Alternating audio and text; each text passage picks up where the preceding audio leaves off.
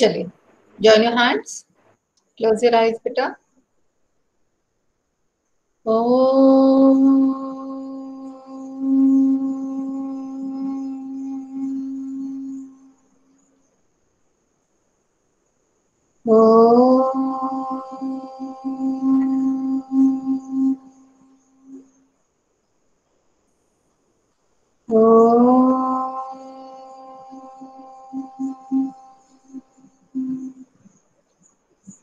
साईराम बेटा।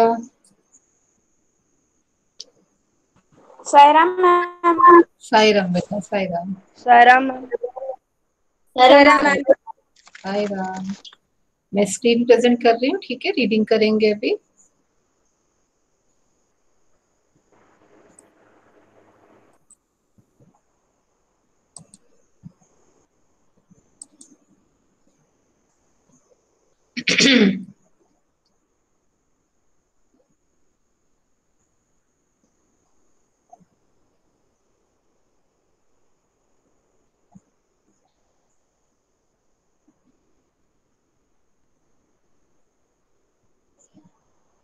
हमने यहाँ तक पढ़ लिया था, पेज 36 का ये अनुच्छेद, पिछले पार्ट से जो कंटिन्यू था उसको पढ़ लिया था। चलिए राधिका, आप पढ़ोगे बेटा? Yes ma'am. तो स्टार्ट करो, यहाँ से शुरू करना है। दोषों का पर्दाफाश। Okay ma'am. दोषों का पर्दाफाश करना बुरी बात नहीं है। बुराई यहाँ मालूम होती है कि किसी के आचरण के गलत पक्ष में को उद्घाटित करके उसमें रस लिया जाता है और दोषित घटनाओं को एकमात्र कर्तव्य मान लिया जाता है। बुराई में रस लेना बुरी बात है। अच्छाई में उतना ही रस लेकर उजागर ना करना और भी बुरी बात है। सैकड़ों घटनाएं ऐसी होती हैं जिन्हें उजागर करने से लोकचित्त में अच्छाई के प्रति अच्छी भावना जगती है। आगे आगे कंटिन्यू करो, एक और पार्ट, एक और एक बार रेलवे स्टेशन पर टिकट लेते हुए गलती से मैंने 10 के बजाय 100 रुपए का नोट दिया और मैं जल्दी गाड़ी में आकर बैठ गया। थोड़ी देर में टिकट बाबू उन दिनों के सौकड़ क्लास के डिब्बे में हर आदमी का चेहरा पहचानता हुआ उपस्थित। उसने मुझे पहचान लिया और बड़ी विनम्रता के साथ मेरे हाथ में 90 रुपए दिए और बोला, यह बहुत गलती हो गई थी। आपने भी नहीं देखा, मैंने भी नहीं देखा। उनके चेहरे पर विचित्र संतोष की गरिमा थी। मैं चकित रह गया। बस बेटा, थैंक यू। ठीक है, जैसा कि हमने परसों देखा था अपनी पहली कक्षा में कि क्या निराश हुआ जाए। लेखक जो हजारी प्रसाद द्विवेदी हैं, उन्होंने अपने आसपास इतनी सारी घटनाओं को देखा है कि मनुष्य हताश होने लगा है, सबके मन में निराशा घर कर गई है। लेकिन फिर भी वह मानने को तैयार नहीं है कि ऐसा है नहीं। उनका मानना है कि भारत आज भी बहुत अच्छा है, भारतवासियों में आज भी संस्कार है, आज भी मानवीय मूल्य हैं। ये जरूरी नहीं है कि सभी में है, पर ढूंढने पर मिल जाएंगे हमें समाज में ऐसे भी लोग जिनकी संख्या कम नहीं है और जो अच्छाई के रास्ते पर आज भी चलना चाहते हैं। अब वो बोलते हैं दोषों का पर्दाफाश करना बुरी बात नहीं है। ऐसे कई चैनल्स आप देखते होंगे न्यूज के, जिसमें कि हम पाते हैं कि लोगों की कच्चे चिट्ठे को दिखाया जाता है, यानी उनकी पोल खोली जाती है। पोल खोलने का तात्पर्य यह है कि मीडिया का क्या काम होता है कि सही बात को सामने लाना। तो इस प्रकार से मीडिया क्या करता है कि उन लोगों के बारे में बताता है जिसके बारे में हमें गलतफहमी है। कुछ हद तक यह ठीक है, ऐसा लेखक का मानना है। और अगर आप आम राय लेंगे तो यह सही है कि ऐसा कुछ हद तक ही सही है, ठीक है कि किसी की पोल खोली जाए। ठीक है, लेकिन अब आगे वो बोलते हैं कि दोषों का पर्दाफाश करना बुरी बात नहीं है। बुराई तब होती है जब कब होती है? जब किसी के आचरण के गलत पक्ष को उद्घाटित करके उसमें रस लिया जाता है। यानी यदि आप में या मुझ में कोई बुराई है और आप मुझे सुधारने की बजाय या मुझे रियलाइज कराने की बजाय आप क्या कर रहे हैं? मेरी हंसी उड़ा रहे हैं, मुझे जगह जगह शर्मिंदा करना चाहते हैं, मुझे बेइज्जत करना चाहते हैं, तो यह पक्ष जो है, बुराई का पर्दाफाश करने का पक्ष गलत है।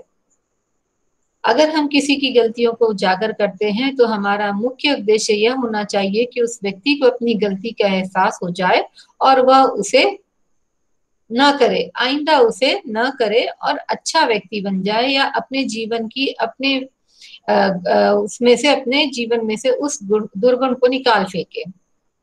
उसका मुख्य उद्देश्य सिर्फ इतना ही होता है। लेकिन हम करते क्या है?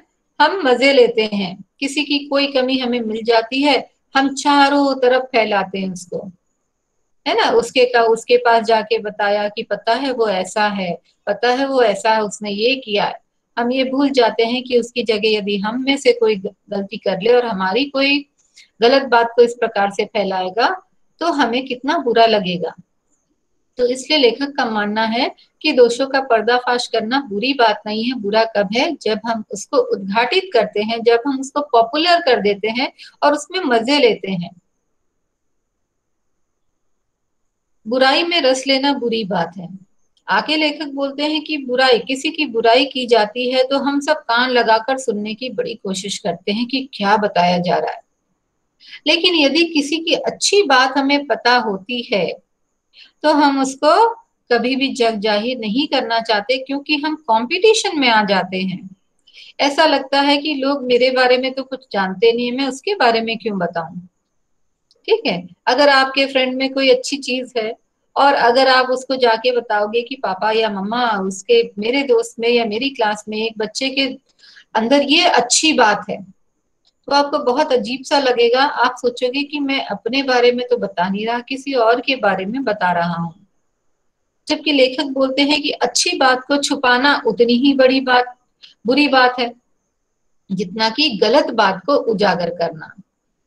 अब वो बोलते हैं कि सैकड़ों घटनाएं ऐसी घटती हैं जिन्हें उजागर करने से लोक चित्त में अच्छाई के प्रति अच्छी भावना जगती है।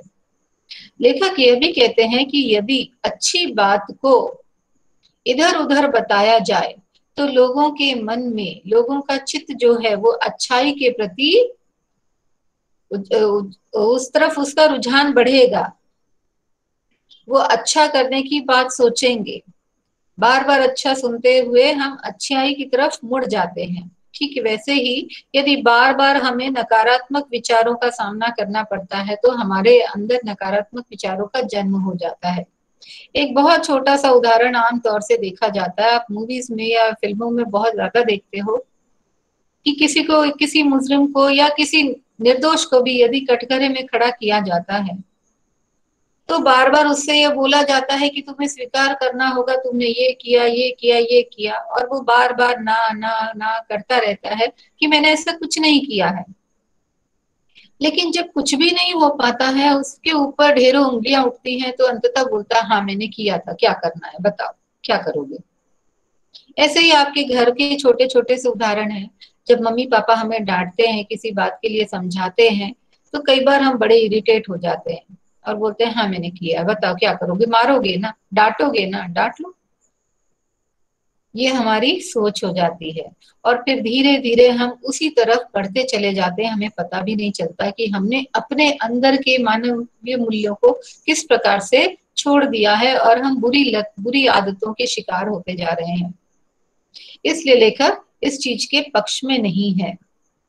आगे चलने पर वो देखता है कि जैसे अभी उसने पहले बताया कि ऐसी अनेकों घटनाएं जिससे हमारा मन निराश हो जाता है। अब उसके साथ ऐसी कई घटनाएं हुई जिसने उसको यह सोचने पर मजबूर कर दिया कि दुनिया बुरी नहीं है।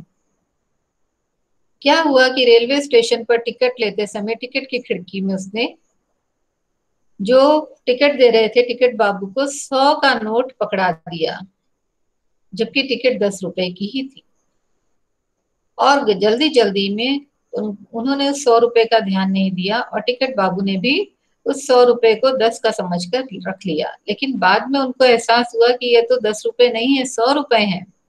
तो उस गाड़ी में ढूंढ ढूंढ कर उन्होंने उनको पहचान लिया और पहचान कर लेखक को उनके 90 रुपए वापस कर दिए। और जब उन्होंने पैसे वापस कर दिए तो उनको बड़ा संतोष मिला, सेटिस्फैक्शन मिला कि मैंने एक अच्छा काम किया, मैंने किसी की मेहनत की कमाई को अपने हिस्से में नहीं डाला। यदि आज के परिप्रेक्ष्य में देखें, हम आज के रेफरेंस में देखें, तो क्या होता है, कई बार हम इतनी बड़ी गलती करने की कोशिश नहीं करते, और अगर गलती हो जाती है तो हमें भुगतना ही पड़ता है ना। कोई टिकट बाबू अब आज के समय में मुश्किल से ही मिलेगा जो किसी यात्री को ढूंढकर उसका पैसा वापस करे। या हमारे पास भी किसी के रह जाते हैं तो हम में से भी बहुत कम लोग होंगे जो इस परेशानी का सामना करेंगे कि काश मैं पैसे दे पाता। हमारे अंदर कोई मलान नहीं होगा, कोई गिल्ट फीलिंग नहीं होगी, कोई बुरा लगने वाली बात उत्पन्न ही नहीं होगी, क्योंकि हमने अपने आप को आज के जैसे माहौल में ढाल लिया है। इसीलिए लेखक को संतोष होता है कि नहीं नहीं, अच्छे लोग भी आज भी समाज में हैं, उनकी संख्या कम नहीं है। फर्क बस इतना है कि कब हमसे उनका पाला पड़ेगा तब हम समझ पाएंगे। इसलिए वो बोलता है कि देश में बुरे लोग ही हैं, ऐसा सोच लेना गलत है, यहाँ पे अच्छे लोगों की भी कमी नहीं है। चलिए आगे देखते हैं। निकुंज, पढ़ना शुरू करो।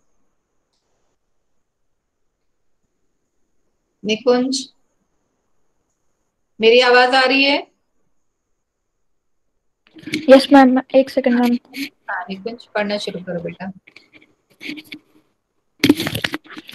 कैसे कहूँ कि दुनिया से सच्चाई और ईमानदारी लुप्त हो गई है, वैसी अनेक अवांछित अवांछित अवांछित घटनाओं भी हुई हैं, परंतु यह एक घटना ठगी और वंचना की अनेक घटनाओं से अधिक शक्तिशाली है।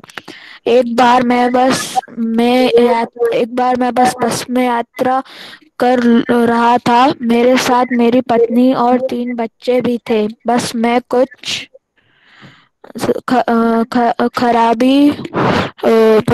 खराबी थी, रुक रुक कर चलती थी। गंतव्य से कोई 8 किलोमीटर पहले ही एक निर्जन निर्जन सुनसान स्थान में बस ने जवाब दे दिया। रात के कोई 10 बजे होंगे। बस में यात्री घबरा गए। कंडक्टर उतर गया और एक साइकिल लेकर चलता बना। लोगों को संदेह हो गया कि हमें धोखा दिया जा रहा है। बस में बैठे लोगों ने तरह तरह की बातें शुरू कर दी। किसी ने कहा, यहाँ डकैती होती है। 2 दिन पहले इसी तरह एक बस को लूटा गया था। परिवार सहित अकेला मैं ही था। बच्चे पानी पानी चिल्ला रहे थे। पानी का कहीं ठिकाना न था। ऊपर से आदमियों का डर समा गया था। ठीक है बेटा, थैंक यू। चलिए वापस आते हैं यहाँ पे। अब जो पहली घटना लेखक के सामने हुई, लेखक के जीवन में हुई, उसने उसको यह समझने पर बाध्य कर दिया कि सच्चाई और ईमानदारी अभी लुप्त नहीं हुई है।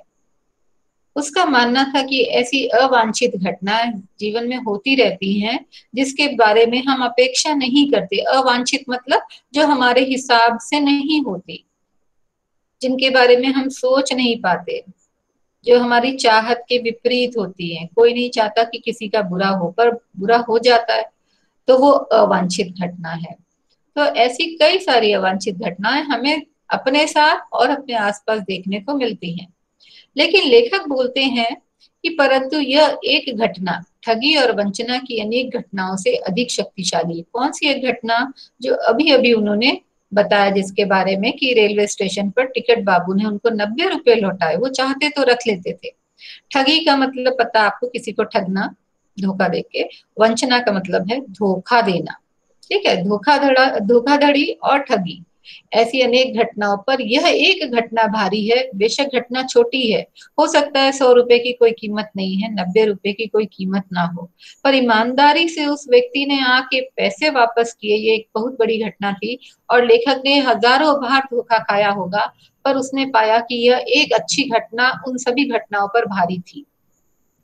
अब वो एक और घटना के बारे में बताता है कि एक बार वह बस में अपने परिवार के साथ में सफर कर रहा था।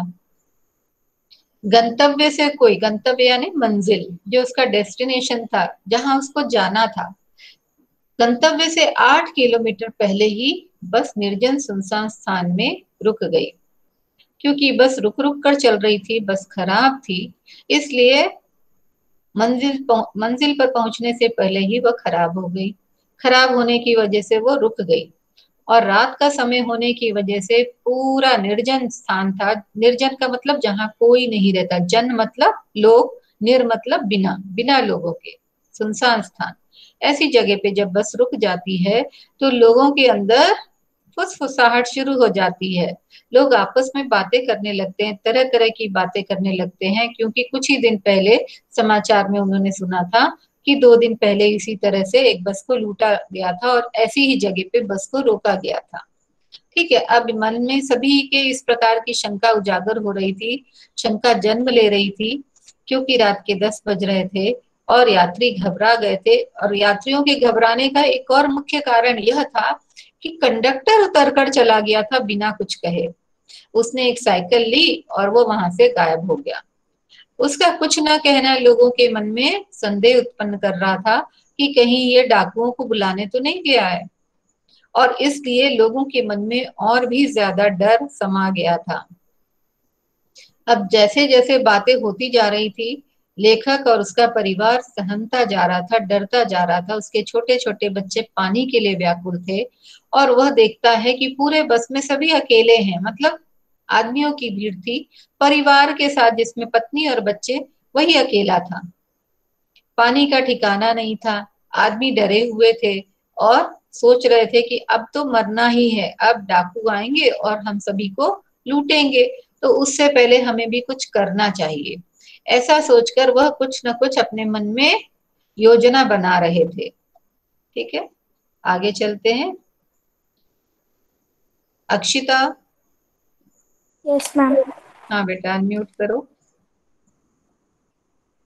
कुछ नौजवानों ने ड्राइवर को पकड़कर मारने पीटने का हिसाब बनाया। ड्राइवर के चेहरे पर हवाइयाँ उड़ने लगी। लोगों ने उसे पकड़ लिया। वह बड़े कातर ढंग से मेरी ओर देखने लगा और बोला, हम लोग बस का कोई उपाय कर रहे हैं, बचाइए, ये लोग मारेंगे।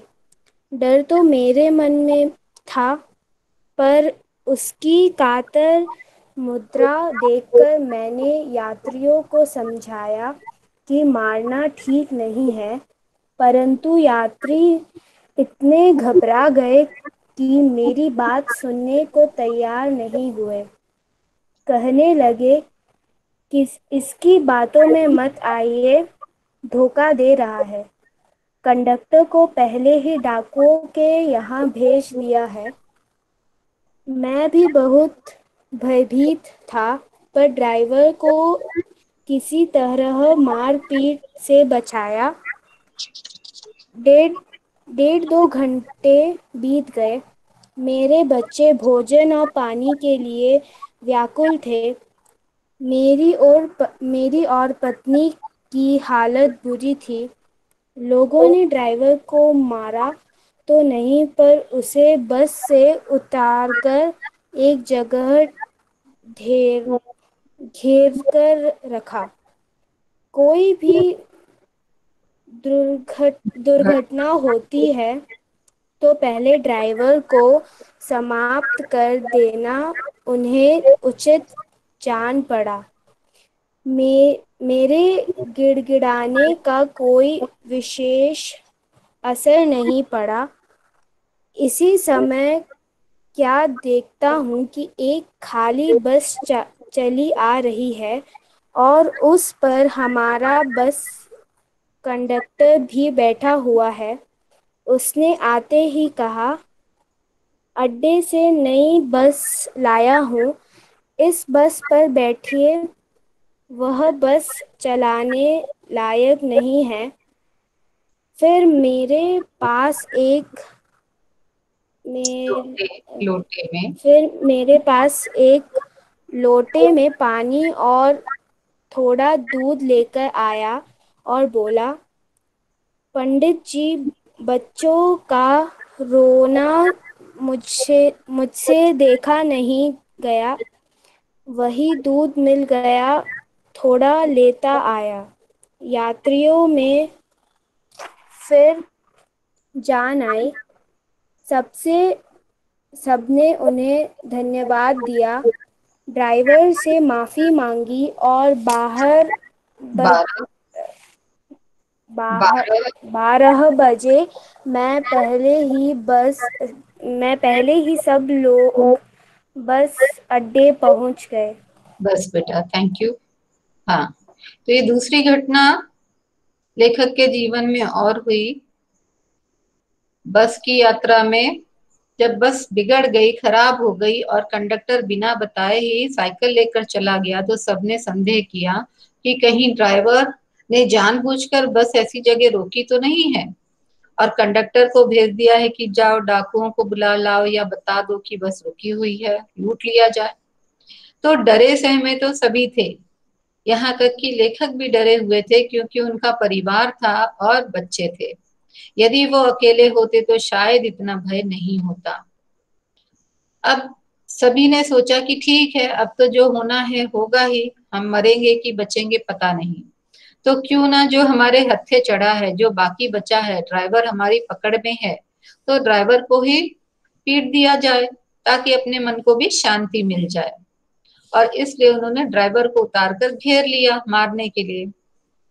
अब ड्राइवर बेचारा डरा हुआ था कि लोग उसे मारेंगे, बख्शेंगे नहीं, तो ड्राइवर ने अधीर नजरों से, मतलब लेखक की तरफ देखा कि शायद लेखक उन्हें बचा लेगा।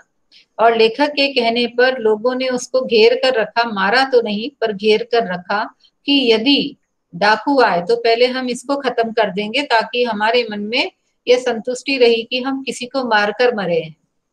ठीक है, तो ये सारी प्लानिंग चल रही थी, सब कुछ हो रहा था और लेखक मन ही मन भयभीत था कि कहीं ये मैं जिसको बचा रहा हूँ, कहीं वाकई ये हमारे जान का दुश्मन तो नहीं है।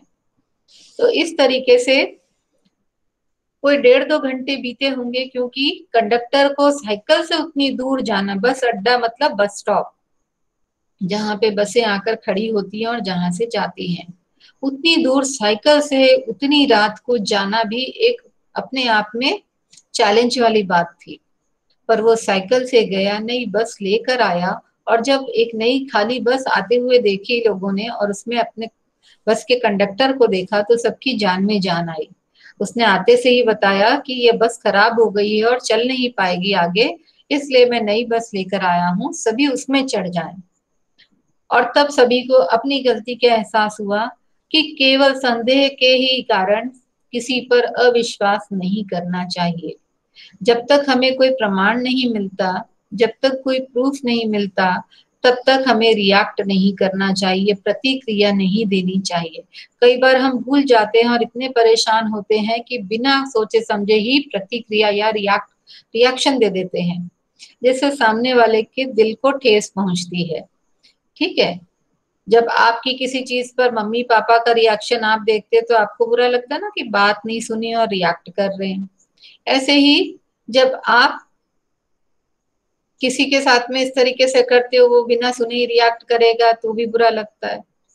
तो इसी प्रकार से यहाँ पे भी कंडक्टर को जाता देखकर ही लोगों ने ड्राइवर के साथ जो हरकत की, वो अच्छी नहीं थी, ठीक नहीं थी, उचित नहीं थी। और तब सभी नई बस में जा बैठे और तब कंडक्टर उनके पास आया, लेखक के पास आया और बोला, आपके छोटे छोटे बच्चे रो रहे थे, उसे देखा नहीं गया, तो मैं रास्ते से उनके लिए दूध लेता आया हूँ और पानी भी लेकर आया हूँ। 1.5-2 घंटे बाद लोग अपने गंतव्य पे पहुंच गए। कहाँ पहुंच गए? अपने गंतव्य पे, जहाँ पे जाना था उनको। 12 बजे से पहले ही सब लोग बस अड्डे पहुंच गए, मतलब जहां उनको पहुंचना था, जहां के लिए बस में वो सवार हुए थे। अब आगे लेखक ने अपने मन को सांत्वना दी, अपने मन को ढांढस बंधाया कि जो हम सोचते हैं वो अक्सर सही नहीं होता है। चलिए पार्थ, पार्थ अनम्यूट करो बेटा। Yes ma'am. हाँ। कैसे कहूँ मनुष्यता एकदम समाप्त हो गई, कैसे कहूँ कि लोगों में दया माया रह नहीं गई। जीवन में कितनी ऐसी घटनाएं हुई हैं जिन्हें मैं भूल नहीं सकता।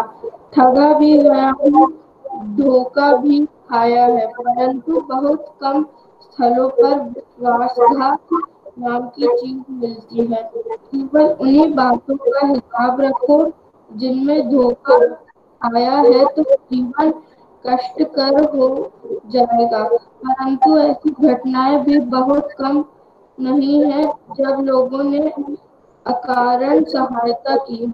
निराश मन को ढांढस दिया और हिम्मत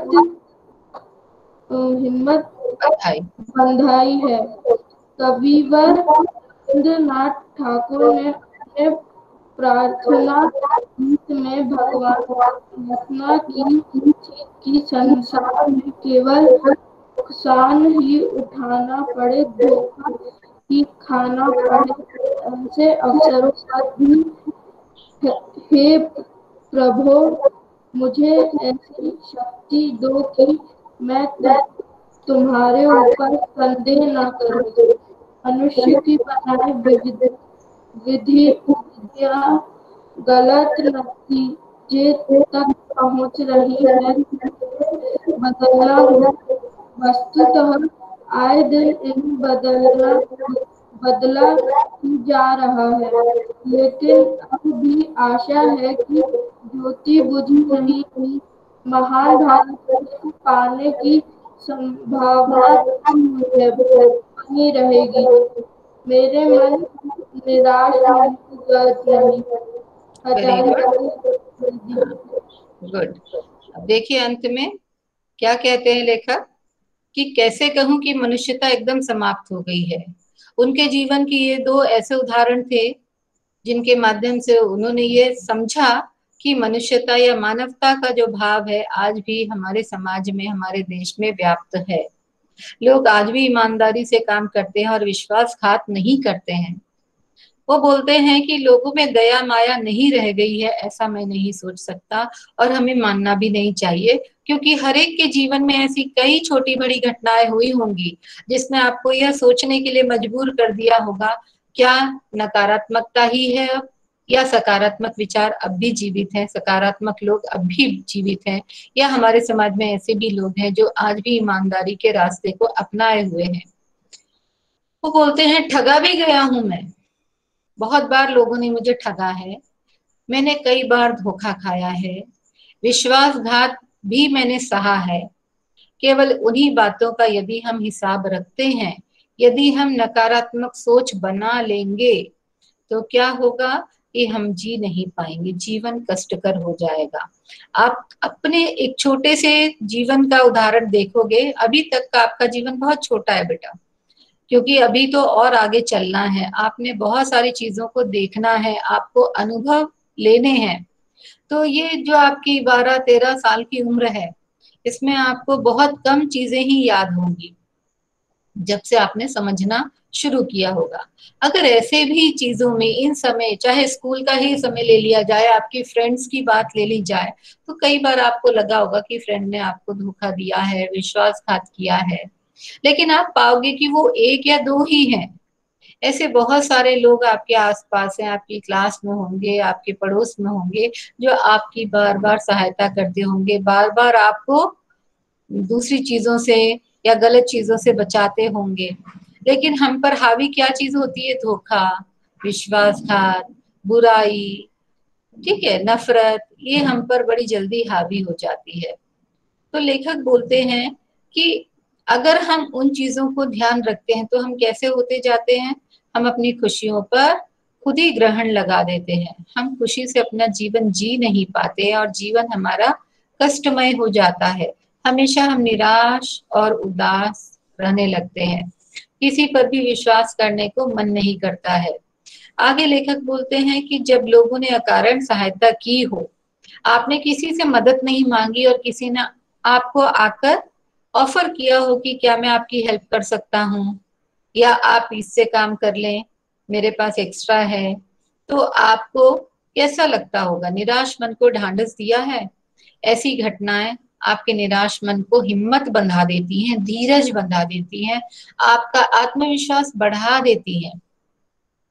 आगे वो एक उदाहरण देते हैं कि कविवर रविंद्रनाथ ठाकुर, रविंद्रनाथ टैगोर को ही बोला जाता है, ठीक है। तो रविंद्रनाथ टैगोर जो थे या ठाकुर, वो कवि भी थे।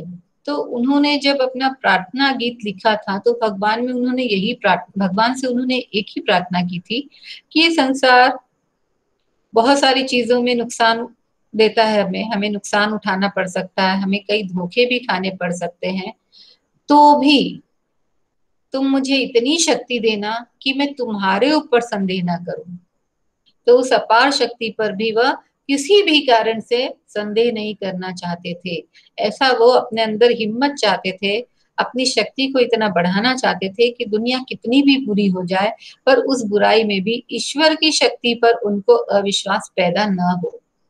लेकिन हमारे साथ क्या होता है, हम आम जो इंसान हैं, जो इतना ऊंचा उठकर सोच नहीं पाते हैं, हम छोटी छोटी बातों में भगवान को ले आते हैं, ठीक है, और उन्हीं को दोषी ठहराते हैं कि हे भगवान मेरे साथ क्यों किया, ये मेरे साथ ही क्यों हुआ। तो हम भगवान को बार बार बीच में अपने जीवन में लेकर आते हैं और उसको दोष देते रहते हैं, उस पर आरोप लगाते रहते हैं। तो बोलते हैं कि रविंद्रनाथ ठाकुर ने ऐसा कहा है कि उन्हें इतनी शक्ति मिल जाए कि ईश्वर को कभी भी वो दोषी न समझे। मनुष्य की बनाई विधियां गलत नतीजे तक पहुंच रही है, क्योंकि आज का मनुष्य कैसा है? स्वार्थी। वो सिर्फ अपने बारे में सोचता है, अपने जीवन को खुशहाल बनाने के बारे में सोचता है। उसको पड़ोसी से कुछ लेना देना नहीं है, उसको देश से कुछ लेना देना नहीं है, उसको समाज से कोई मतलब नहीं है। वह तो चाहता है कि जो मैं कर रहा हूं वह मुझे फायदा दे, और इसीलिए उसकी वो जो शॉर्ट टर्म के जो प्लानिंग होती है उससे रिजल्ट क्या आता है? गलत, क्योंकि वो बहुत लंबे समय तक उस काम को अंजाम नहीं दे पाता। तो लेखक बोलते हैं मनुष्य की बनाई हुई नीतियां, विधियां, तरीके गलत हैं और इससे गलत परिणाम भी आ रहे हैं। तो इन्हें बदलना होगा, हमें इनमें परिवर्तन लाना होगा। यदि एक चीज काम नहीं कर रही है, एक तरीका काम नहीं कर रहा है, तो हमें दूसरे तरीके को अपनाकर फिर से ट्राई करना होगा। वस्तुतः आए दिन इन्हें बदला ही जा रहा है और हम देखते हैं कि सरकारें आती हैं और नई नई नीतियों को अंजाम देती हैं और उनको लोगों में हम पर लागू करती हैं, लेकिन अब भी आशा की ज्योति बुझी नहीं है। महान भारतवर्ष को पाने की संभावना बनी हुई है, बनी रहेगी। मेरे मन निराश होने की जरूरत नहीं है। लेखक बोलते हैं कि उम्मीद की किरण जो है अंत समय तक हमारे पास रहती है। हम कभी भी पूरी तरह से निराश नहीं होते, और निराश नहीं होने की वजह से हम कैसे रहते हैं? हमेशा नई नई कोशिशें करते रहते हैं और हर बार ये सोचते हैं कि अब ऐसा नहीं होगा, अगली बार प्रयास करने से हम इस प्रकार की चीजों से उलझेंगे नहीं या हमारे जीवन में इस प्रकार की बातें नहीं आएंगी। तो इस तरीके से अनेकों घटनाओं को अगर हम देखते हैं तो भी हम पाते हैं कि हमारे पास नेगेटिव और पॉजिटिव घटनाओं को अगर हम देखें, सकारात्मक या नकारात्मक घटनाओं को देखें, जिसमें हमें अच्छा भी मिला है, किसी में बुरा भी मिला है, तो हमारे अंदर हावी होने वाली घटनाएं जो हैं वो बुरी वाली होती हैं। तो लेखक का मानना है कि बुरी घटनाओं की तरफ ध्यान न देकर अच्छी घटनाओं को ध्यान में रखें, जिससे कि हम अपनी सोच को बदल पाए। और हमारी सोच जैसे जैसे परिवर्तित होगी हम दूसरों पर विश्वास करना शुरू कर देंगे। और इसलिए बोलते हैं कि हमको अपने आप को आगे बढ़ाने के लिए हमेशा पॉजिटिव सोच रखनी है, सकारात्मक सोच रखनी है, दूसरों पर विश्वास भी करना पड़ेगा और ईमानदारी से कार्य भी करना पड़ेगा। ठीक है, तो इसलिए वो बोलते हैं कि निराश होने की आवश्यकता नहीं है, ये घड़ियां तो आती और जाती रहेंगी, इसके साथ में हमको जीना है और पॉजिटिव लेकर चलना है। जो चीज बुरी है उसको छोड़ दो, जो अच्छी मिली है उसी को अपने जीवन का लक्ष्य बनाकर आगे बढ़ जाओ। तो ये था आपका पाठ, क्या निराश हुआ जाए, अर्थात हमें निराश नहीं होना चाहिए।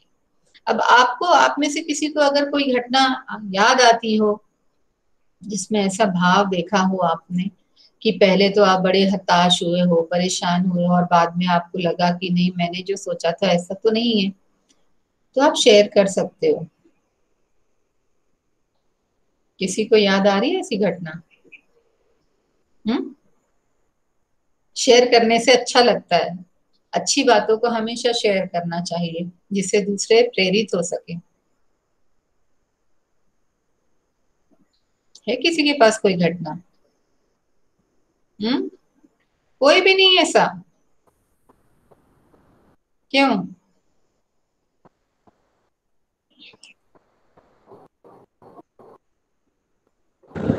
मैम क्वेश्चन एक बार फिर से रिपीट कर दीजिए, कुछ समझ नहीं आ रहा।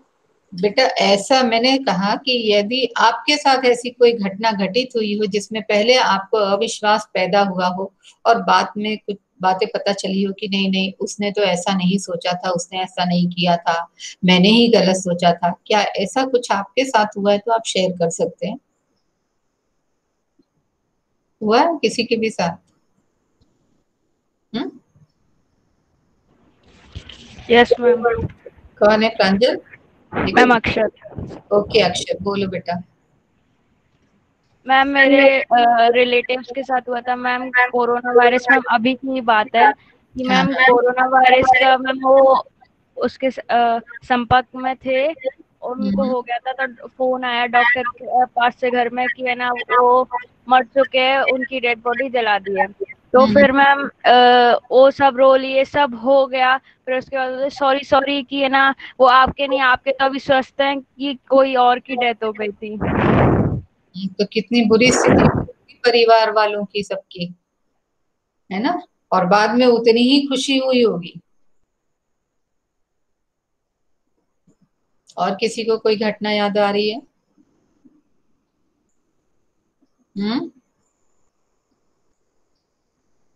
कई बार ना आप किसी के लिए जब जैसे किसी से मिलते हो तो भी ना बात किए ही उसके प्रति एक इमेज बना लेते हो कि ये व्यक्ति ऐसा दिख रहा है, लेकिन कुछ समय के बाद आप जब उसके साथ में डीलिंग करते हो, उसके साथ रहते हो, उठते बैठते हो, तब आपको लगता है पहले मैंने सोचा था ना जो, वो बिल्कुल गलत है। हो सकता है हम शेयर नहीं करना चाहते, लेकिन ऐसा अक्सर होता है कि कुछ लोगों को हम देखकर, उसके जैसे बोलते ना पहली बार मिलते से ही उसकी बातों से या सिर्फ उसको देखकर ही हमारे अंदर कुछ ऐसे नेगेटिव भाव भी आ जाते हैं। पर कुछ दिनों के बाद हमें एहसास होता है कि नहीं, जैसा दिखता है या जैसा लगता है वैसा है नहीं ये व्यक्ति। ऐसी बहुत सारी चीजें हैं जिसको यदि हम सोचें तो हम पाएंगे कि हम कई बार बहुत गलत होते हैं। इसलिए लेखक ने बोला है कि निराश नहीं होना चाहिए। अगर ये आज का जो दृश्य हम देख रहे हैं पूरे संसार में, पूरे विश्व में जो वैश्विक महामारी फैली हुई है कोविड-19, अगर हम इसके प्रति जागरूक हैं और हिम्मत से काम कर रहे हैं कि नहीं, मेरा मन बहुत शक्तिशाली है, दृढ़ है, ये विश्वास है अपने ऊपर कि नहीं मैं हेल्दी हूं और मैं इन सब चीजों का सामना करने के लिए तैयार हूं, तो आप पाओगे कि आपके लिए ये डर बहुत कम रह जाएगा। और यदि हम हमेशा डरते रहे, उसको छुएंगे, उसको ये करेंगे, ये ऐसा हो जाएगा, वैसा हो जाएगा, तो हम अपने आप को कमजोर बना रहे हैं। ठीक है, क्योंकि ये इतनी ज्यादा फैल चुकी है, तो इससे डरने की बजाय हमको इससे लड़ना होगा, इसका सामना करना होगा और अपने मन को मजबूत बनाना होगा। तो जैसे जैसे हमारा मन सशक्त होगा, हम अपने आप ही पाएंगे कि हमारे अंदर एक आत्मविश्वास आ गया है कि हम हर चीज का सामना, मुकाबला कर सकते हैं साहस के साथ, क्योंकि चैलेंज को स्वीकार करना मनुष्य का धर्म है। आप चैलेंज से बाहर भागोगे, दूर भागोगे, तो ये मनुष्य की नियति नहीं है। मनुष्य कैसा होना चाहिए? मनुष्य क्या है? जो हर चैलेंज को करके देखता है ना। अगर मुसीबत आएगी तो उसका सामना भी हमें ही करना है। कोशिश ये करनी है मुसीबत को बुलाए ना, पंगा ना ले, लेकिन मुसीबत से डर कर घर में छुपकर ऐसे बैठे रहेंगे, डर डर के जिएंगे, कुछ चीज कुछ बात इस तरीके से, तो हम कभी भी उबर नहीं पाएंगे। तो हमें कोशिश करनी है कि हम अपने आप को सावधानी पूर्वक रखें, सुरक्षित रखें, पर डरे ना, हिम्मत से काम। ठीक है, आज के लिए बस इतना ही। शांति पाठ करते बेटा। ठीक है, अगले इसमें क्वेश्चन आंसर सॉल्व करेंगे, इसलिए एक बार पाठ को फिर से पढ़ लें और सोच के रखें कि क्या करना अपने को, कैसे उत्तर देना। ठीक है, चलिए शांति पाठ।